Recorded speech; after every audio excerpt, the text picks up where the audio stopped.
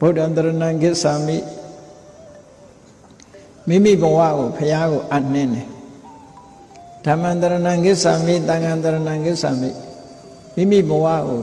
ဓမ္မသံဃာကိုအနှင်းပြီးတော့ကိုယ်ကိုယ်စိတ်ကပ်ပါတယ်လို့ကိုယ့်ရဲ့ဘဝကိုအနှံ့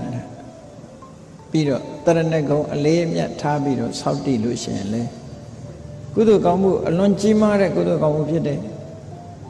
မြတ်စွာဘုရားဟောထားတာကိုသိချကြည့်ဘုရားဘယ်လိုဟောတော့ယေကေစီဗုဒ္ဓံတရဏံကတာတိနာတိဂမိတ်တန္တိအပါယភူမေဘုရားတရားတန်ခါယရဏသုံးပါးကိုအလေးအနက်စိတ်ပါလက်ပါဆိုဝိจิตတန်ကြီးဆိုတာကိုပြောတာမဟုတ်ဘူးနော်ဆိုရိုးရှိလို့ကောက်ဆိုတာမဟုတ်ဘူးတကယ်အလေးနဲ့ဘုရားကုံကိုအာယုပြုပြီးတော့ငါဘဝဘုရားကိုအနှံပါတယ်ဘုရားဆုံးမတိုင်းလိုက်နာပါမယ်တရားကိုကျင့်သုံးပါမယ်တန်ဃာတော်တွေစီကနေပြီးတော့တရားဓမ္မသိအောင်ကြိုးစားပါမယ်လှူမဲ့တမ်းမဲ့ဆိုရင်တန်ဃာတော်တွေနဲ့ဆက်ဆက်ပါမယ်ဆိုတဲ့ဒီမွန်မြတ်တဲ့စိတ်ဓာတ်ကလေးတွေနဲ့ဘုရားတရားတန်ခါယရဏသုံးပါးကိုကိုယ်ွယ်စိတ်ကချင်းလို့ဆိုတဲ့တရဏဂုံမွန်မြတ်တဲ့တရဏဂုံလောကမှာအမှန်တရားကိုသိတဲ့မြတ်စွာဘုရားတရားဓမ္မတန်တရားဝတ်ကနေထုတ်ဆောင်နိုင်တဲ့စွမ်းရည်ရှိတဲ့တရား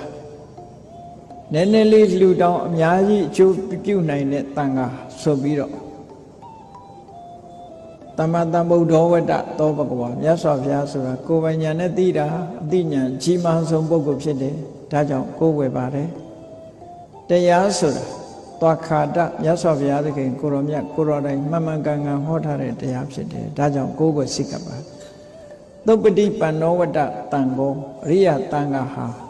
တကယ်ကိုဖြောင့်မှန်တဲ့အကျင့်မှန်ကန်တဲ့အကျင့်ကိုကျင့်တာဖြစ်ပါတယ်ဒါကြောင့်တရားကိုကိုယ်ဝယ်ပါတယ်ဆိုဗုဒ္ဓတရဏကိစ္ဆာမိဓမ္မတရဏကိစ္ဆာမိသံဃံတရဏကိစ္ဆာမိလို့တရဏဂုံကိုအလေးနဲ့ထားဆောက်တည်လိုက်ရင်မြတ်စွာဘုရားနတ္တိဂမိတ်တန္တိအပါယភူမေနဲ့အဲ့ဒီပုဂ္ဂိုလ်ကြီးအပေမကြဘူးလို့